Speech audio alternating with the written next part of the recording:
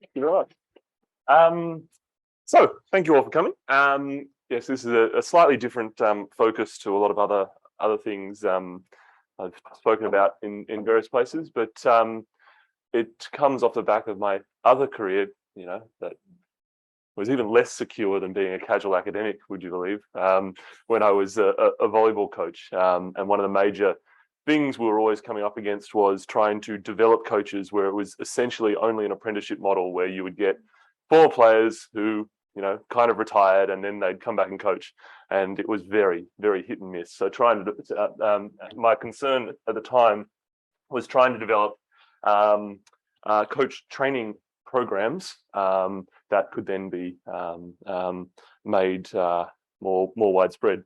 This talk is very far away from the pedagogical aspect, but it's an attempt at trying to, or starting to get at how coaching discourse and coaching language works, because it is, like many kind of uncommon sense discourses, very technical, but unlike, say, the medical discourse you saw from Laura, for example, it's also very highly language in action in a physical situation at all times, incredibly implicit, and we won't go into it today.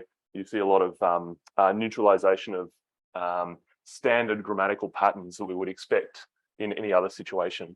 Regularly non-grammatical, if we want to make that judgment call, but perfectly functional. But today, what we're focusing on is the distribution of information as we go. This work's being done with Lilian Aristimuño at Wollongong. She's in Argentina at the moment, so can't be here, but she in particular has been doing a lot of the phonological side of things. And other aspects of the project have been done with David Caldwell in South Australia and Andy Ross, who's now in Canberra, as we go. As I said, one of the key features of sports discourse is its highly language in action nature. So what that means is, whereas, say, compared to a lot of written texts where language in the text is the only thing going on, so it has to build its own context, it has to build all the meanings you need in order to understand it. In sport, that's very much not the case. The language is very much there to support the kind of physical action that happens. And so if you look at transcripts of sports training sessions, you will have long periods of silence where you're suddenly punctuated by, yeah! Ah! Yeah! And the transcription people we got to do was just fantastic interpretations of the various. I wrote them down. It's beautiful. In terms of the actual kind of coach language in general, there's a heavy reliance on exaphoric reference, as we would expect, out to the situation. Relatively flat periodicity, although we'll see a little bit today. Huge amount of bodily paralanguage, of course, and the organisation of space as we go. I'm not going to go into it too much here, but language in action nature puts pressure on the language. It's highly time intensive, or time restrictive rather. But what you find, it tends to hand over semiotic labour from higher ranks to lower ranks. So higher level grammatical structures of the clause start to dissolve, and you have group functions doing the work, but then they start to dissolve, and eventually at the extreme levels you get basically single word things or single syllable things where the phonological patterns have neutralized as well, and you've only got voice quality making the meaning. And that's kind of how these texts work. What this kind of suggests, or what it very much does, is highlights the role of mode as we go through. And in particular for me today, it highlights questions of, given all of this, how do coaches and players organize, not a sentence at all, how coaches and player organize there to ensure instructions are followed, organize their speech to ensure that the play, I won't read that. How do coaches organize their speech to ensure that the different chunks of information are put together in a coherent fashion and the players can understand what's going on? And as a coach for a very long time, I know how difficult it is to get short, sharp, comprehensive instructions in a way that doesn't mean your players cool down and forget what's going on, but still gets the technical meaning across. So today I'm going to explore this through, it's very, very, very exploratory, this talk. Relates very heavily to Sue's talk today as well, if you saw it. Explore this through what I'm going to call demarcating information. This is something Jim and I have been discussing a little here and there, but basically chunking up the text into different informational bits or chunks. I'm not going to say message, not going to say move, I don't want to tie it into rank, so chunk for now. And I'm going to describe this as a resources within mode. We're using the bistratal register and genre model here from Jim Martin here. Before we get into it, I just want to flag that mode is typically viewed as either a set of channels or mediums or roles of language.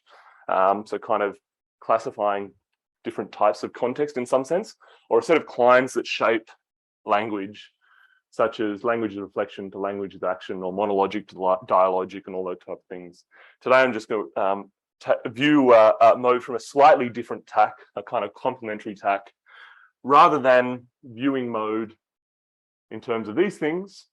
We're going to view mode as a set of resources for organizing information. So basically looking at it axially as sets of options and sets of resources. And we do this so that we can try to link it bit better up to genre and link it a bit better down to discourse semantics.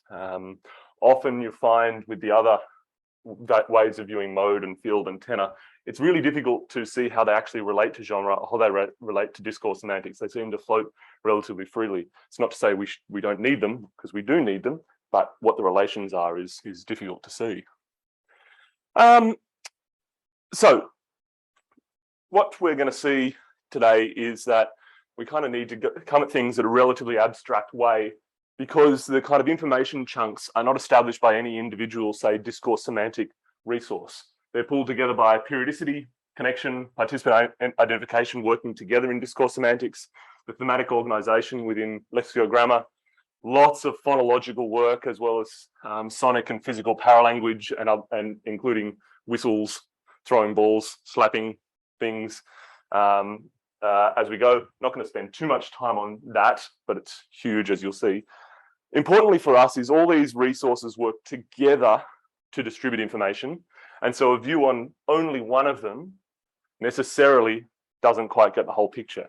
And so what I want to try to do is take a level of abstraction up and considering it as a set of resources for realizing the demarcation of text. So let's get into it. We're going to do this in a beach volleyball training session. It's a particularly unusual beach volleyball training session because it's indoor. At the AIS in Canberra, they have an indoor beach volleyball court. And so in the middle of winter in Canberra, all the players have to get into their gear and then. And the thing they didn't really think of is that all the sand dust gets up and then can't go anywhere because it's indoor. So the sound quality is not amazing because there's fans going to try to suck out. Anyway, we're going to focus on stretch text with the coaches setting up drills. So let's take a look at this text. Hopefully you'll be able to hear it. He's going to say something. There's going to be a pause as they kind of get into it, and then he's going to give more instructions. All right, young versus old, bagger. Yeah. Yeah.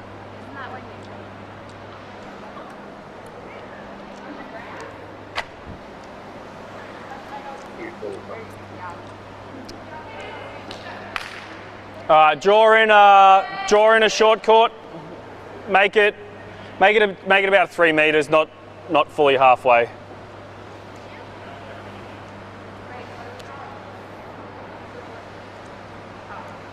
Can I grab those, Noah?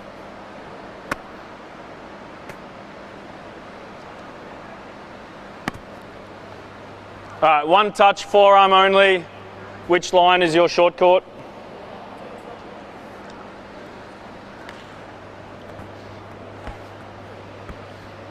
All right, we'll play to 8, then back it up, long court to 15.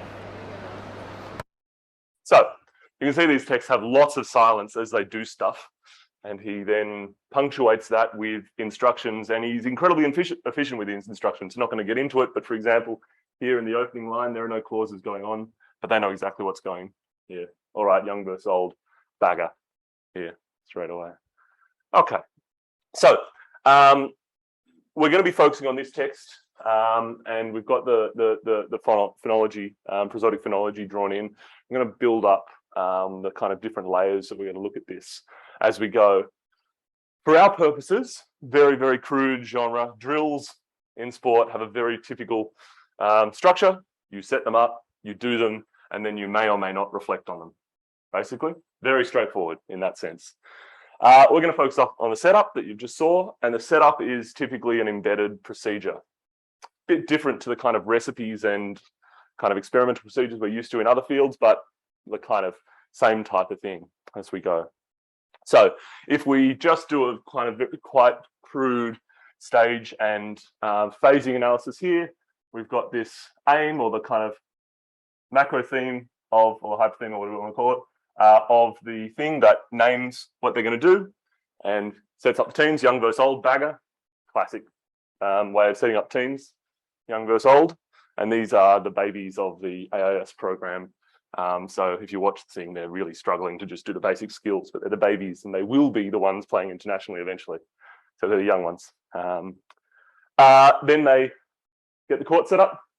All right, drawing a short court, make it about 3 meters, not fully halfway.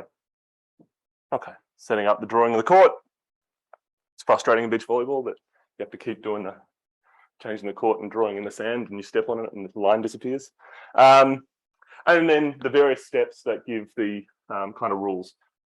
All right, one touch, forearm only. Which line is your short court? And the scoring system. All right, we'll play to 8 and back it up on court 15. Okay, so coming the rules, the scoring system, what they're going to do, how the teams are divided up, whole series of things that are very, very, very typical. And if you don't say any of these, the players will stop and go, wait, what are we playing to? You're going to say, yeah, hold up, who's playing on what side? And you're going to do it. And I say, well, hold up, are we playing like full rules, or are we? So he knows to front them all up there. The genre stages and phases are realized by distinct shifts in field, both activity and items. I won't go into it. But coordinating with the field, the coach also makes distinct choices to divide up the text into informational chunks over and above the simple gaps and pauses that occur. And we're going to call this dividing up demarcation as a kind of working title. To see this, we're going to make a really crude distinction between demarcating, where the coach marks a change in the text in some sense, and maintaining, where the coach suggests or indicates some sort of maintenance or continuity. These kind of continue and change isn't a new idea at all. It's something that people doing discourse analysis have been working with for a very, very, very long time. I'm just trying to formalize it a little more about how we can see this continuity and change in relation to the various resources and how we can systematize it. So we'll get started. Saying the coach draws on a wide range of resources, with the clearest of these being connection or conjunction, you might know it as here. And in particular, coach draws a lot on internal addition connection, or staging connection, or if it's easiest, the word all right. He says all right over and over and over again here. So we can see this here. All right, young versus old, bagger. All right. All right. All right. And if you watch the whole text, he says it probably, I don't know, 60 times in a 2-hour session. That is how he marked that there's something new. That's the most obvious feature all the way through. And we see that it regularly occurs right at the beginning of a chunk in terms of the stages or phases, pretty standardly, often on its own tone unit. And I appreciate Sue drawing attention to these internal conjunctions on their own tone unit today as a particular marker. We'll see some examples where that doesn't happen. Indicating change. Yeah. And if we want to do thematic, it's actually a bit ambiguous whether we would consider these a marked theme or not. They're on their own tone unit, so are they just something completely separate? But for now, I'm just going to do that. And I'm just generalizing across all interpersonal, textual, topical things that are in front of the unmarked theme and just calling them marked theme. I'm not bothering with distinguishing them at this stage here. Okay, that's the start of the basic thing for distinguishing. It doesn't get us everywhere we want to go, but it gets us a step. And we see that it links very clearly with the different stages in the genre. One of those at every step. So the staging connection strongly demarcates the text into chunks in a way that clearly realizes stages and phases. But importantly, it's not just this connection that does this demarcation. If it did, then we wouldn't need anything else. We would just say that here. We're not going to just be skipping from discourse semantics through to genre here. We need more as we go. In addition to the thematic and connection choices, the coach also draws on a very standard set of phonological choices to demarcate. Sue has gone through a bunch of these today in terms of the different choices, but typically it involves drawing on tone 1 to demarcate the end of a bit all the way through, whereas a staging connection typically marks the beginning. So let's see how it is. I've put the tone 1s in red. So, all right, young versus old, bagger, tone 1, end. All right, here's the tone 1 here, but the rest of it, drawing a shortcut, not fully halfway. So it's not quite the final thing here, but we've got something that is kind of interrupting. It's not part of the setup. He's just grabbing the balls at that stage, but the end of chunk. We don't actually hear what happens here, so we'll skip over that. But all right, we'll play to 8, then back it up long chord to 15. Tone 1, ending. Not precisely a 1-to-1. We're not just saying that there's a 1-to-1 relationship here, but a typical realizational pattern. So there's 2 or kind of 3 things already here. The staging connection as marked theme beginning, tone 1 as end here, both working together. In addition, these thematic, phonological, and connection choices work together not just to demarcate, but to indicate that there's a maintenance within the chunks as we go. And phonologically, this typically, though not always, relies on tone 3, which is the slightly flat, slightly raising tone as we go. Like for the tone 1, it indicates that the next bit continues. The tone 1 indicates that the next bit is a change here. So we've got that in green. All right, young versus old, bagger. All right, draw in short chord, make it about 3 meters. No, not fully halfway. So each time indicating that we're still going, we haven't finished the instructions yet. And then tone 1's the end. And keep going. One touch, forearm only. Which line is your short account? Same thing. Tone as maintenance. And I should have also mentioned here, after this marked theme, if we want to call it a marked theme or whatever, we've just got straight unmarked theme all the way through. Maintenance. Phonology, grammar working together to maintain as we go. So straight away, we have all these textual resources across different strata, all seemingly working toward the same broad function that links with genre staging. Yeah. And in terms of connection, there isn't any generally. You don't have explicit conjunctions here. Or rather, if you really want to push it, you can say you've got implicit addition.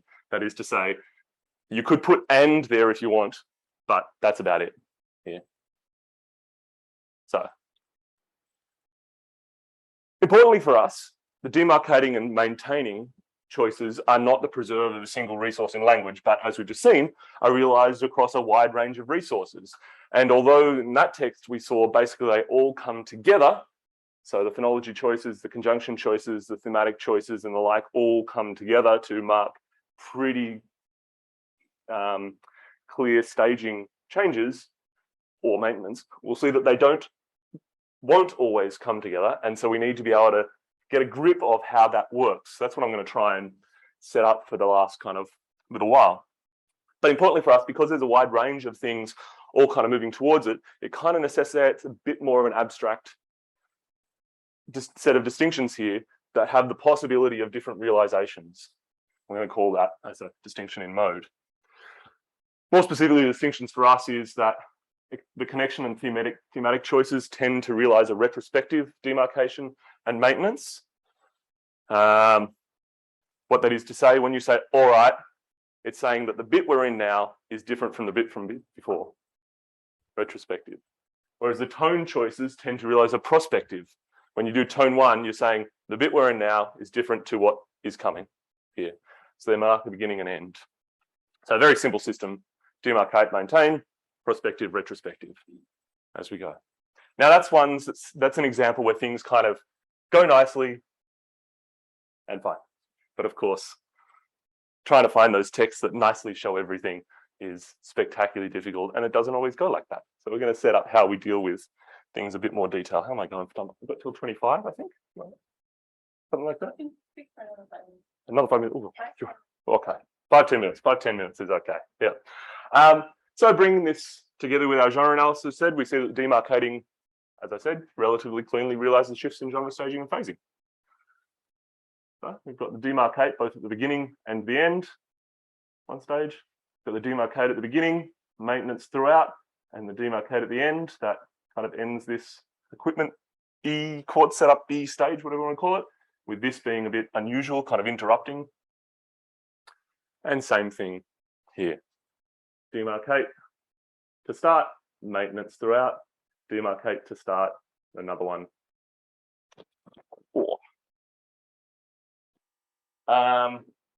Okay.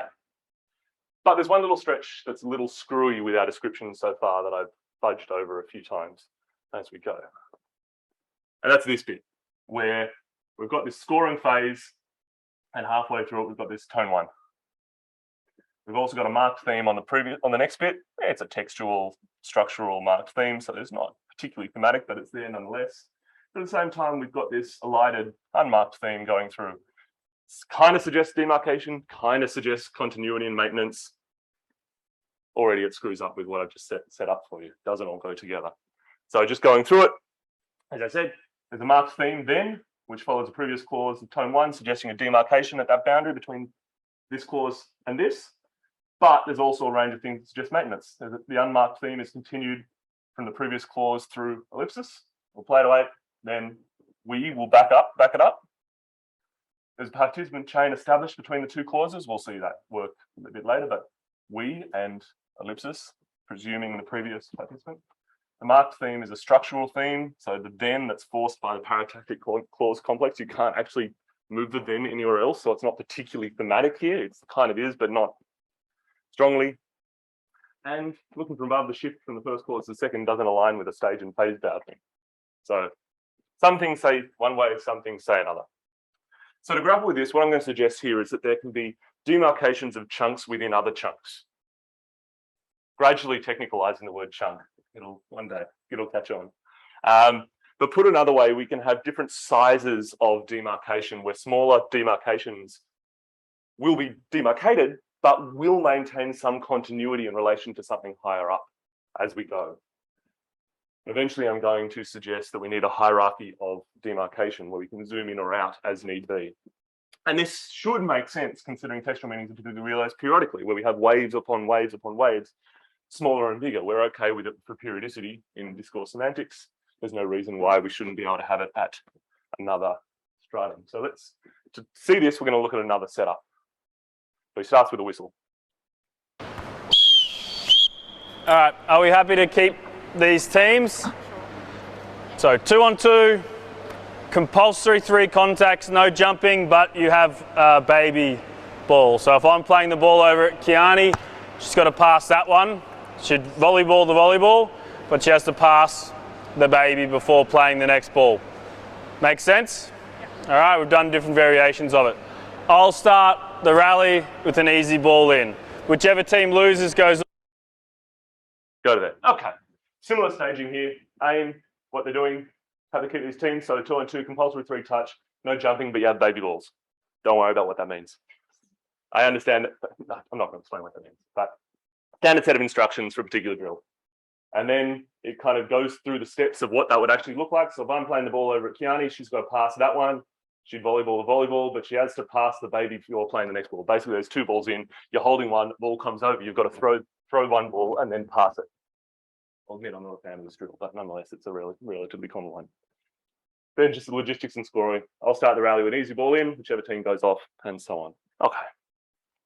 Again, we see that the staging is often, but not always, marked with the staging connection. All right. And tone 1 is often used to culminate. So demarcation things again. We got the whistle. All right. Starts. So you have baby balls. And we're going to skip over this, but we're going to come back to that one. Demarcate. Playing the next ball. Makes sense? We've done different variations of it. immediately this one kind of aligns with what we want, but we've got a bit of a demarcation within the play phase. Doesn't quite line up as nicely. And then we've got a few here in a row where there are 3 different activities from field, all ending with tone 1. I'll start the rally with an easy ball in. Whichever team loses goes off, the third team comes on their side. Keep your own score. Important to know who's keeping score, because that's the biggest set of arguments that you'll ever have on a court. We're going to come back to this stretch as we go, but the maintenance is done very similarly through sequences of tone 3. So, same thing, tone 3, tone 3, tone 3 within sort of tone 3. It's also done here, especially through participant chains. Here, maintaining things, holding it all together, where if we just take a look at this stretch, there's a series of exploratory references, I, the ball, Kiani, to start the chains, and then they're tracked anaphorically all the way through. And then they don't mention them again. So the participant chains that begin and end within that chunk. So another resources for demarcating and maintaining.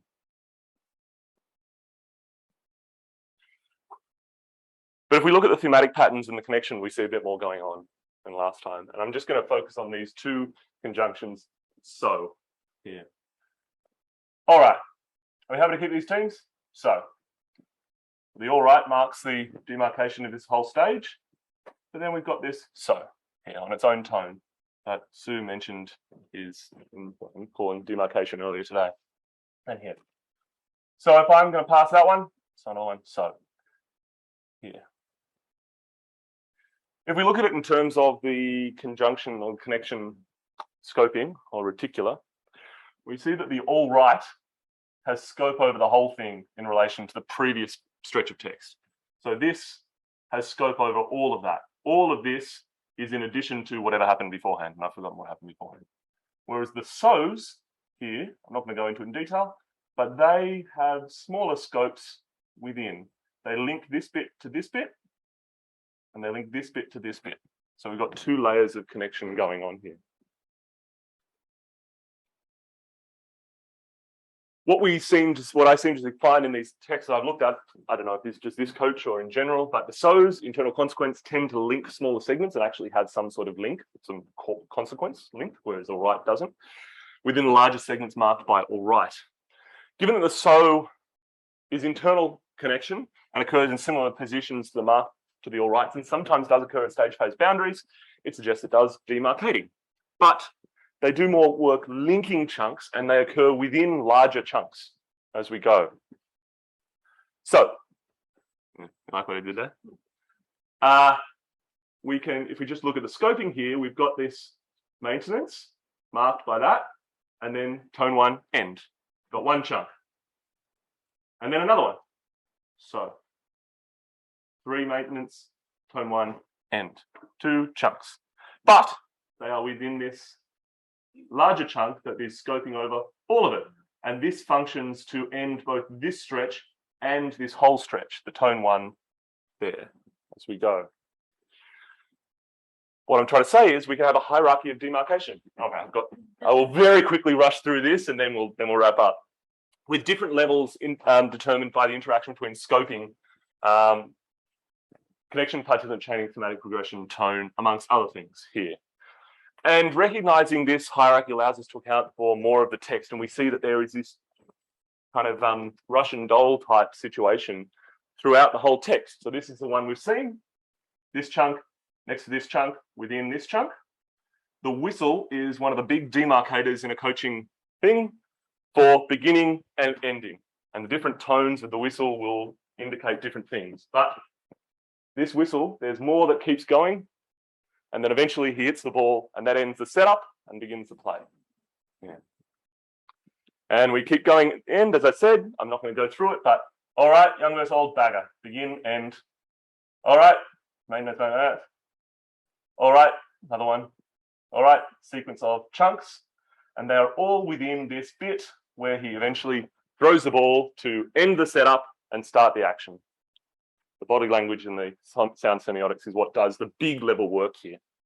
And it also allows us to get smaller segments that didn't quite fit in our original description. So I'll just do this little bit here. I'll start the rally with an easy ball in.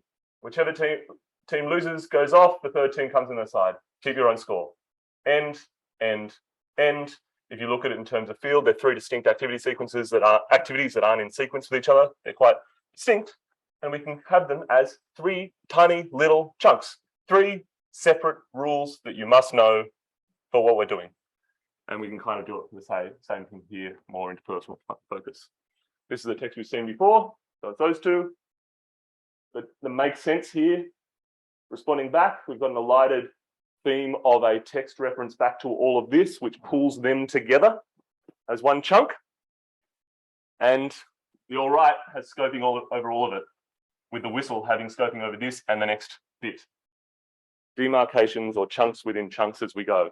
With this, we're able to see larger and smaller waves of demarcation, chunks of meaning, some that link upwards to genre, some that link with field and tenor, some that link downwards as need be.